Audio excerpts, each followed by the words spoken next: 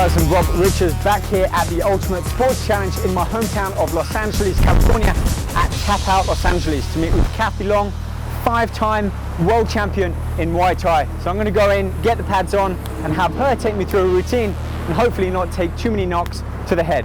Let's go meet Kathy. Alright Kathy, so I'm here, I'm ready to go. You are a Muay Thai expert. What are we going to get started off? Well, one of the most important attributes of a fighter is good conditioning. Okay. So I'm going to take you through some warm-ups and then we'll get into some conditioning drills and some pad drills and other things. But right now, let's talk about conditioning. Okay, I can't wait. Let's head over there. Right. Okay. The way I normally have fighters warm up, I utilize this entire room for their warm-up. So what I'm going to have you do is you're going to do laterals this way. Notice that your feet do not want to come together. Okay. As soon as your feet come together, it's easy to knock you down. So you want to stay on your toes, keep your feet wide, and lateral. See how you keep your arms close? Good.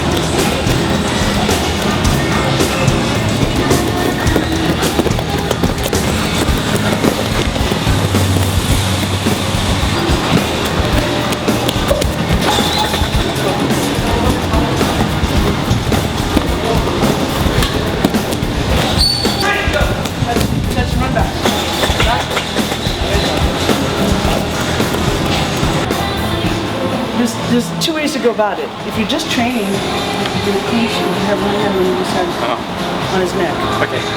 For fighting, you want to bring it up here to the head. Because as strong as you are, okay, I want you to resist me pulling you down. Okay. Okay, now, resist. Okay. Hey, got the elbows right. Is that part of the... No, it's just your head high. Okay. Now resist. Go in and pull your head down. That's a lot harder to do. Okay. You need from out here and right in. Okay. You don't need from the floor like this. There's no power there. No. You've got to drive that power through. You really have to whip it in. Just like elbows, you whip it in this way.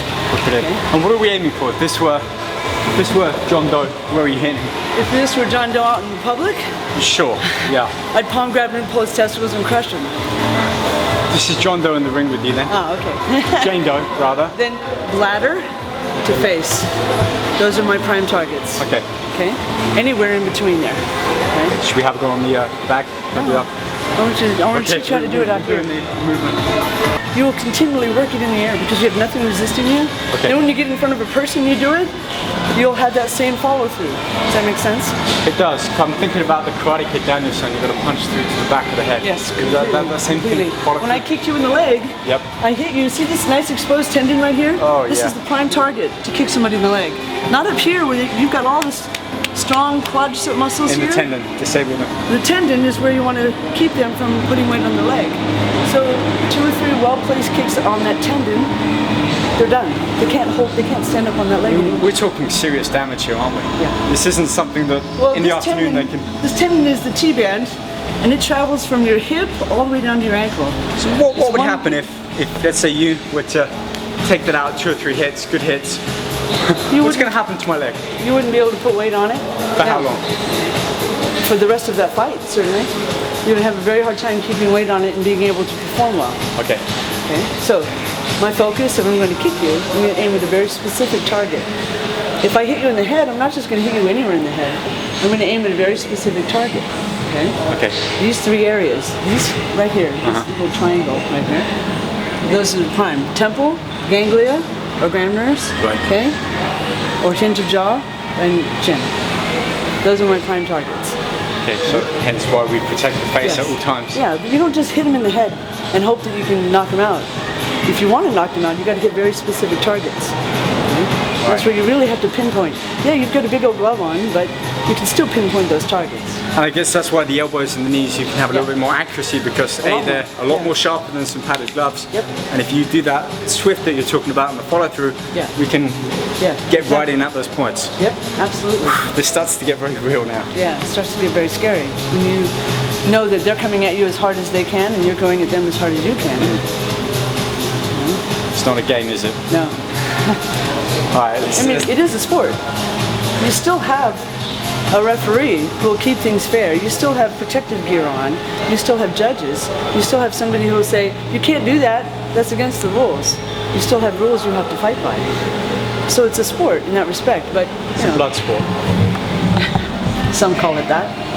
It can turn out that way. It can. Whew. Okay, I'm glad we're not at that stage. So, practicing knees in the air, put your hands here, and you want to envision pulling a knee this way, okay? So when you do it, it's from out here, and I'm going to continue skipping forward. You ever skipped and move forward? Still skip now.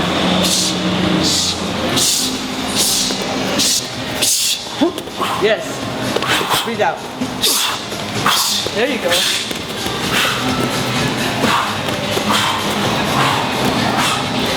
That's the idea. Starting to get it towards the end.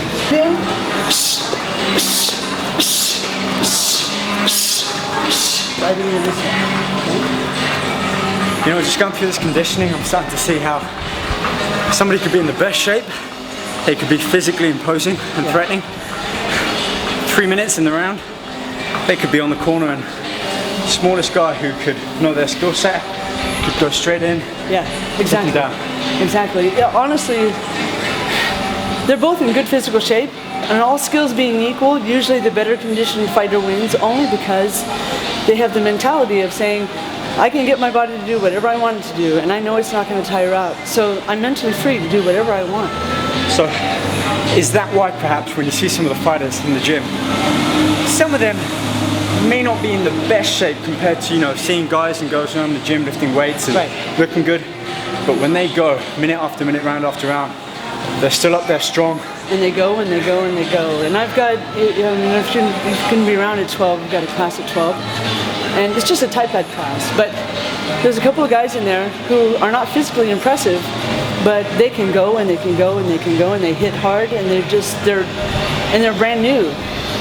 And they already have that mindset to go into it and just give it all they have. That's like a key attribute for a fighter, right? Is picking out some of the up-and-coming fighters are the ones that conditioning.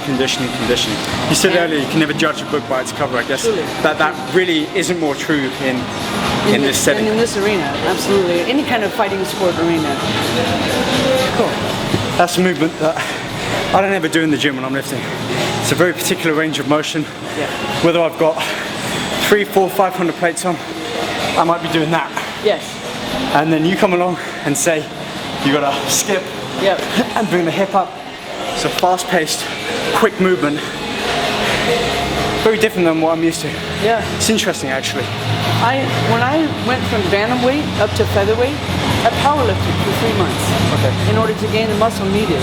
But I also noticed that my flexibility was much better, my speed was better, my strength was better. From having powerlifted? From having powerlifted, yeah. Just to gain 4 or 5 pounds to get up to the weight I needed to be and I wanted to be in, because there wasn't enough competition at that weight, so I didn't just lift weights, I powerlifted. And they were nothing but explosive movements, and that really translated well in my fighting. I like that, I can relate well to that one. Yeah. Okay, moving on, what's next? Okay, then I would get some Thai pads and have you work some drills. I'll get you some gloves and hand wraps, and I'll have you hit the Thai pads. I'll teach you how to punch and kick. Awesome, okay, I look forward to that, let's do it. Okay. That was a fast little sequence you did there. Do you have them kind of pre-planned out, like you have a sequence of routines?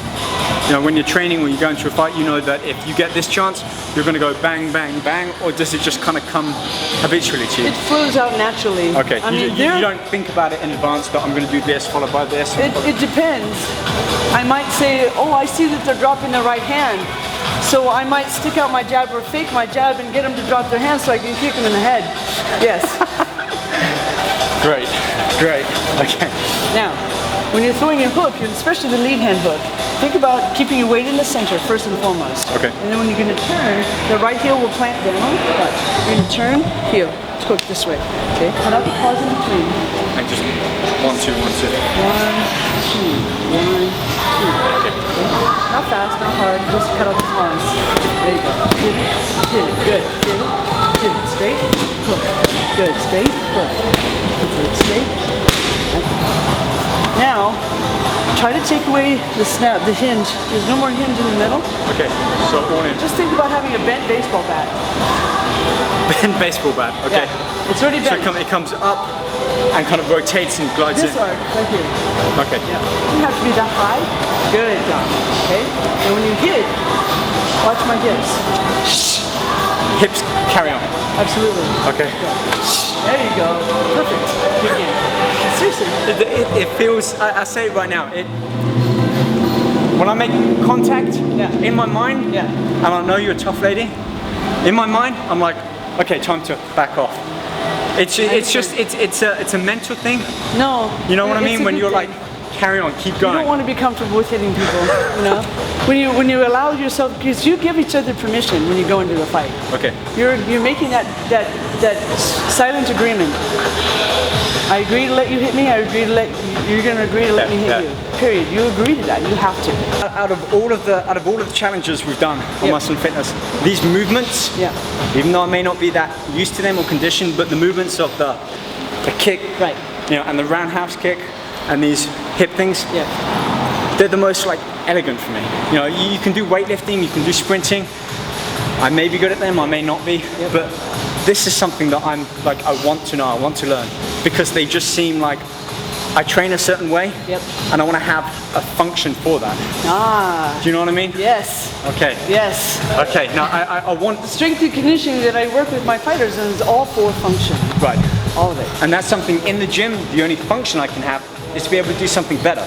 Right. But lifting a weight better compared to, let's just say, being able to protect yourself. Yes. That's a key. That's a life skill. It is. I could be out in the street and who knows what could go down, but if I go, I can protect myself and who I'm with. Exactly. And I had these tool set that you're sharing with me now, and you know, people out there watching. These types of movements, you know, they can save our life. I mean, really, lifting a weight like that, not so much. But being able to kick someone. You said that. Let's say somebody's trapped under a car or a metal beam, and you can walk up and say, okay, I'm going to lift that beam and get him out. Okay, that's a good point. On a rare occasion, that can happen. Well, I hope neither of those instances would happen. I'm afraid neither of those happens, yes. Let's carry on with the kicks, because I'm enjoying this.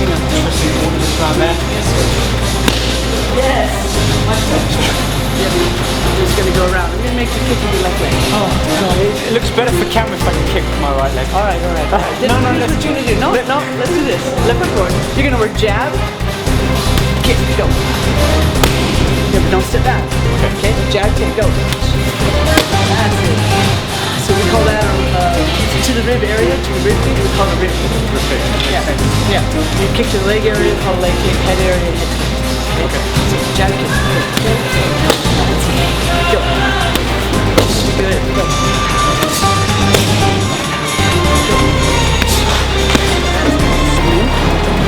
Beautiful. Just like that. Okay. Awesome. Put some power in. So. Go. That's it. You think hitting with the tip of that elbow? Yep. Right in that rib. So that comes in.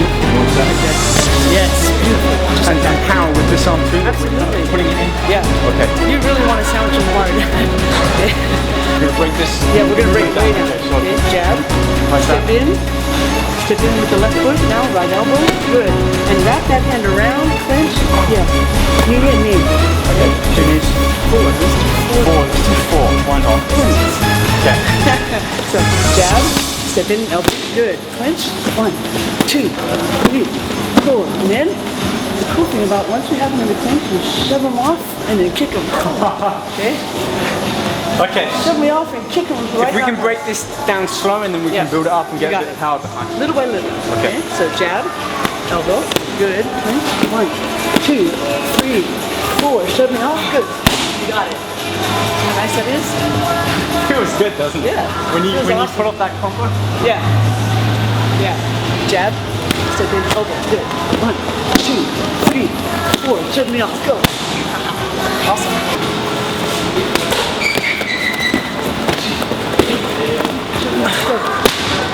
Awesome.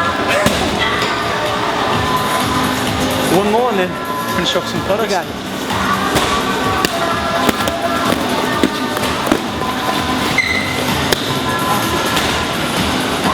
Freaking awesome. Sorry, I didn't mean to headbutt you. Awesome, I really enjoyed that. Let me ask why we got the camera on us. it starts to get easier. Yeah.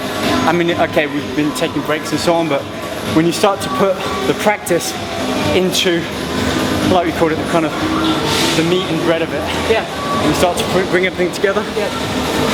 This is when fighters want to fight. This is what they want to do. Yes. So all of that suddenly makes sense, like the whole Karate Kid, you know, the paints and the wax on, wax off. Totally. This is what it comes down to. It does. You do it in the air and you're going, why am I doing this? Why am I doing this? And then it all comes together when you're doing it on the pads and then on a person you do that. I love this, Kathy. We came in with a challenge, and that was to see if, well, the feature is called Nice Body, but what can you do with it? We spoke earlier about conditioned fighters who look the part. Yep. Doesn't necessarily transcend into them being able to go the distance. So with that said, with me and the little bit of work we've gone through, 5 areas of fitness, I want to start asking you to grade me first on power. Out of 10, how do you think I did on power? 10. Yeah? Well, you've got power. You just need to learn how to channel it in a way that's going to work for the punching and kicking. You've got plenty of power. When you were throwing your jab crosses, and I thought, holy cow, this guy hasn't punched anything ever, and you were punching really, really hard. I mean, I felt it, honestly. Someone who weighs, how much you weigh? 185? 185, yeah. Okay. Which is what, light heavyweight? Like a heavyweight. Okay, that's great, great. I love that. Okay, thank you. So that's, let's have a look at strength, which I know in the gym would equal being able to lift that weight for a set number of repetitions. How would you describe strength in the ring or in the octagon in this arena? The strength to, if it's MMA or Muay Thai, the strength to be able to kick somebody with such force that they won't be able to stand on that leg anymore. Okay. That's really, brutal. you know, if you, honestly, it is brutal, but it's also the truth. Right. You know, not only do you have speed, but you've got the power with that speed. So the two kind of go hand in speed hand. equals power. And without balance, you have nothing. Truly nothing. You have to have balance. Okay? Awesome. So what do we get? Superior balance on that one? Oh, you're surprising me all the way around. All the way across the board. What are we scoring out of 10? I'd say a good 8.5. 8.5. Okay, great. I'll take that one. Yeah. Let's have a look at endurance, conditioning. You know, this is your realm. So I'd say maybe a 2.5. 2.5. Okay. You've got good physique, but when it translates to fighting, it won't last long. No, I put my hands up and admit that, and that's very different conditioning than it would be. Totally. Let's say to do cardio or weights. It's a very different type of conditioning. Right. Okay, so 2.5 on that one. I'll take that. That's fair. Sorry. The fourth one. I'm going to save the one that you mentioned earlier for last. Let's have a look at. I don't know what you'd call this, skill set or that balance. How would you define a fourth one that we could talk about within this arena? Well, let's talk about the ability to stay calm under pressure and to adapt. Yes. Because adaptability and staying calm under pressure both go hand in hand. Actually, all the attributes do. But the adaptability to be able to shift gears quickly. I taught you something and you picked it up in 2 seconds. So there's no doubt in my mind I would give you a 10 on that. The ability to learn something because you like it is, you know, much higher than 10. Much higher than 10. So we'll cap it at 10. All right, 10. If we can, that's 10, 10 plus. Awesome. The last one you mentioned earlier is that kind of that will to succeed. Yeah. That fighter's determination. I don't know if you want to call it something different, but how would you grade survive that? is what I would to call survive. it. Okay.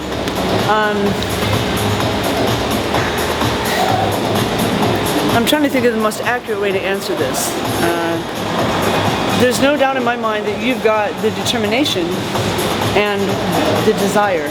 Those two coupled together equals, 20 on the will to survive. Because if you don't have the desire to do it, then it's obviously not going to work for you. You're doing something that you've suddenly decided, holy cow, I like this. This is awesome, and I want to do it. So because of that, everything else came very easy for you. And the fact that you pick up things in 2 seconds is pretty damn amazing. Thank you. Yeah, thank you. So what are we scoring on that one? Oh, a 10. A 10 on that one. Absolutely. Okay, that is it's been one of my most enjoyable ones, if not one of the most challenging ones. On that note, let's thank you all for watching. Kathy, you've been an amazing coach. You've inspired me to really do something. I'm going to come along to your classes and commit to it fully. When is your next fight, so that we can both myself and Muscle and Fitness can get behind you and show you the support that you deserve? Thank you. I'm talking to Bellator, Strikeforce, and Invicta, which is a new organization for women's MMA. And my next fight is going to be in December with Invicta. We just haven't signed the contracts yet, but it's on, my friends. Fingers crossed. Yes, Can't cross the fingers. Okay, well, it's going to happen. On that note, we're all behind you. I'm Rob Richards. You've been watching the Muscle and Fitness Ultimate Sports Challenge, and until then, keep your guard up.